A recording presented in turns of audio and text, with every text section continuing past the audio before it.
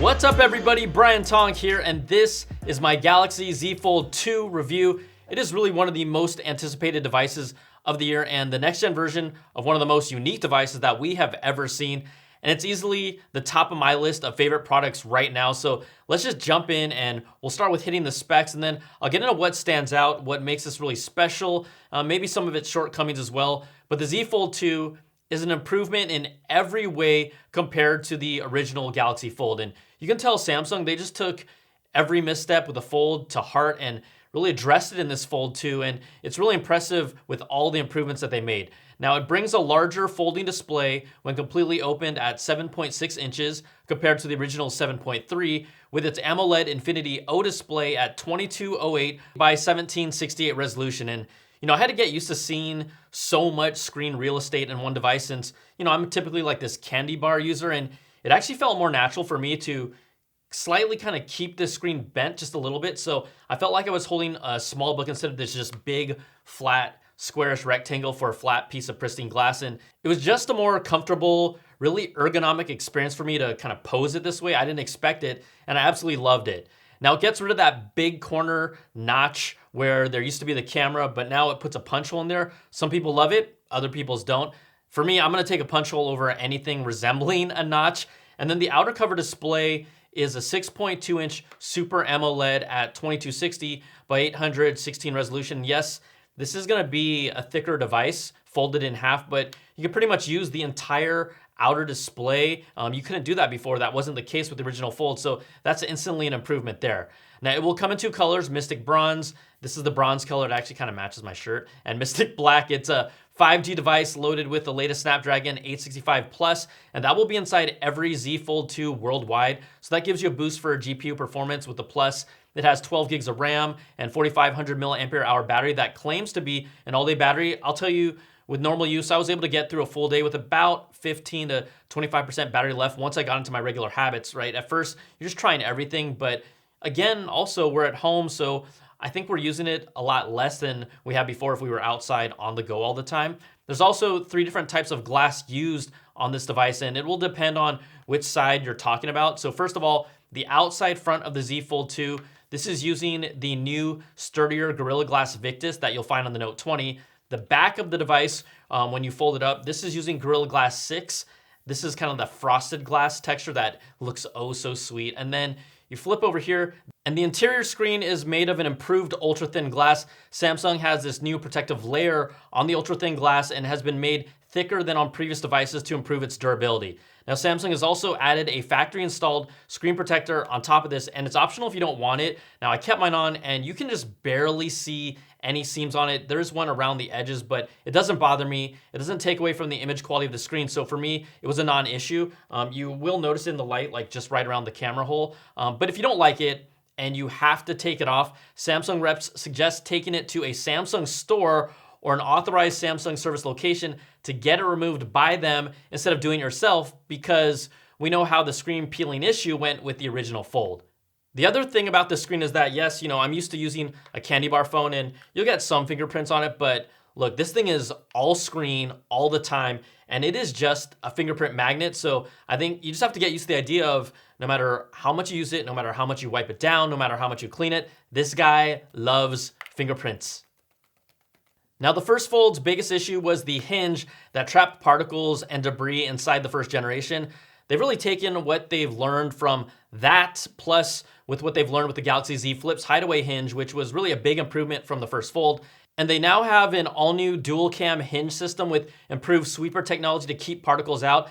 The hinge gap here is smaller, it's stronger, it's sturdier, it's a stainless steel hinge that's also increased its tension to really set itself in multiple positions easily, anywhere you like. I mean, there was never a position that I couldn't get to, and this hinge's sweet spot can be posed at this angle from 75 to 115 degrees, but you can basically put it any way you like. Even Samsung reps told me you're pretty much getting that full range of 180 degrees here. The hinge can withstand 200,000 folds over 5 years, which is basically 100 folds per day, and I'm probably using many of them up right now, but this hinge is really one of the strengths of this device, and it's the best hinge on the best foldable device out there today.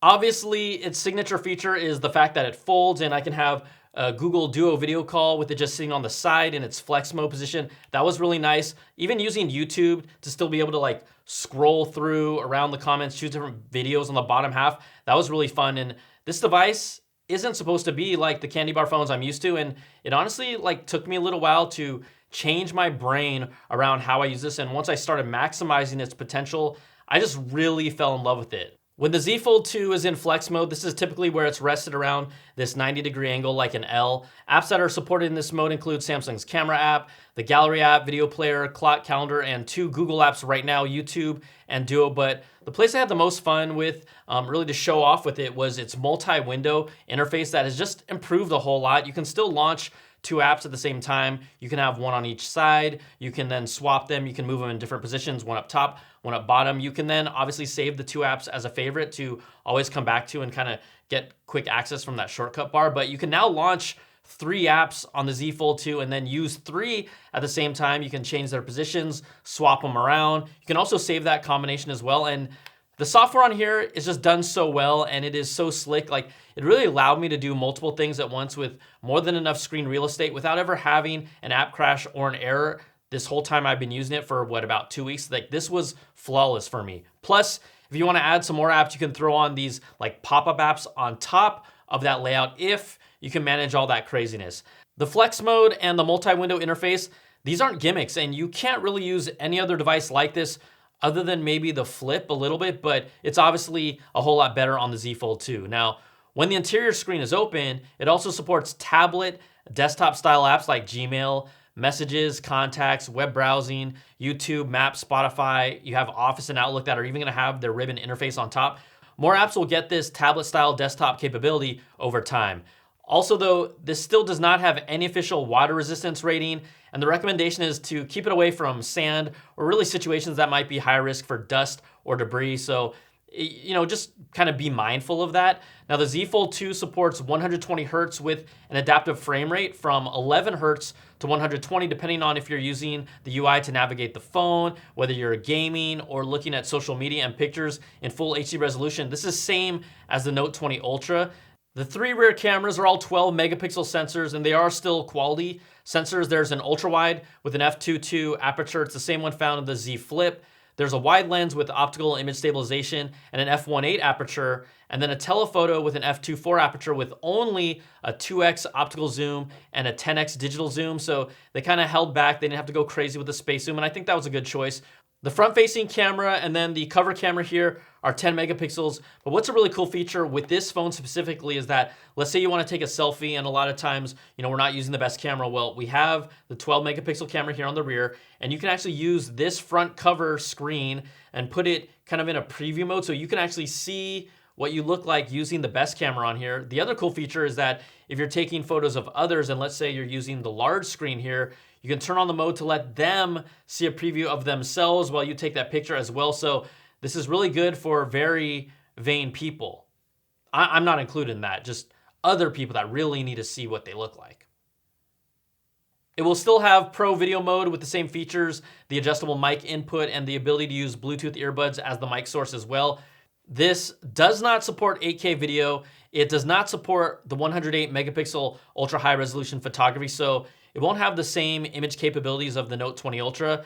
It won't have the best cameras Samsung has to offer, and it's really one of the trade-offs for this form factor, but I don't know, that's perfectly fine for me. It didn't bother me at all because the cameras are more than good enough. This device, I know it sounds kind of corny, but it's really its own thing, right? To call it a phone just doesn't do it justice. To, not be happy with it because its cameras aren't the best, that's not what this is about. This is kind of really like a unique device that, in a weird way, that stuff just doesn't matter as much because of everything else it can do. Now you'll have a built-in fingerprint sensor on the power button here. Also facial recognition like before. I didn't miss the fingerprint sensor in the glass, and honestly sometimes felt like the actual reader here responded faster. It has Bluetooth 5.0, Wi-Fi 6, ultra-wideband support for point-to-share. That's direct file sharing with Note devices and others. It will also support wireless decks to display content to smart TVs with Miracast. The other big thing here is there's only one storage option for this device in the US, and that is 256 gigs of storage. So there's no micro SD card slot here, really no other expansion, and that's arguably one of the biggest things that's missing from the original one. But after spending 2+ weeks with this is absolutely my favorite device of 2020 so far. You know, it's this luxurious piece of tech. The design is just absolutely incredible, the way you use it, the way it feels. You know, really the only complaint I have is that it's bulky when it's folded in half. I mean, no one is gonna deny that. This is just too thick for me. I tend to wear, I guess, tighter pants when I go out. Right now, I know we aren't, but you know, you do feel its weight, kind of especially when it's folded in half, you know, even if I do work out. But this is a device that makes you really just think differently with how you use and interact with tech. I think that's one of the biggest things that makes it special because, you know, I'll hear people who say, I'll wait until it gets a stylus, and sure, you can wait till you want. I mean, it may or may not get one, but this really doesn't need one. And that's coming from someone who isn't primarily a stylus note type user. If you're also stuck in your Apple ways or you refuse to use Android, look, you were never gonna get this device, but it's probably because I think like deep down inside, I think you're a little jealous and just wish that Apple came out with something like this. Well, guess what? They didn't, and Samsung is already on its 2nd generation now. I think the biggest thing though that is gonna stop someone like me from purchasing this today is its $1,999 price tag. I mean, that is intimidating to look at. It's big, it's pricey, and at the same time, I think it's actually worth that price. Don't get me wrong, this is still expensive, it's pricey, but when you do compare it to every other mobile device on the market, it does make sense. And this is out of my own price range, but if there's any foldable to get, the Fold 2 is really the only one that you should be getting right now, because that $2,000 price point alone, this is gonna make it a luxury device. I mean, that's what it is. It also comes with this Samsung Z Premier Service bundle. So these are like VIP luxury perks to go along with the phone. You get a service call, you get like a $149 one-time screen replacement, but it also comes with things like a Michelin star rated restaurant meal, a subscription to Founders Club, and then like a round of golf. So if you own a Z Fold 2, you fancy. Its pricing is in line with what we saw from the original Fold, but that drop in capacity to 256 gigs versus 512, that's still a knock on the device. I mean, even with all the new tech improvements, that might be its biggest letdown for me. But look, there is nothing like the Z Fold 2. This is really its own thing, and it's this polished 2nd generation device that has made just huge leaps in just a year. There's a limited Tom Brown edition that includes its own unique design aesthetic with, you got matching pair of Buds Live, matching Galaxy Watch 3 and other accessories for $3,299, but it's already sold out, so who cares? But the Z Fold 2, this guy right here, what makes this device just so special to me is that the Z Fold 2, it really made me change the way that I think when I started using this device for 2 weeks. I mean, I enjoyed every bit of it, and there just aren't that many products that can do that for me. You know, you can bet that it's gonna get better. It'll get a little more affordable over time, but this is no longer like that quirky outlier product concept.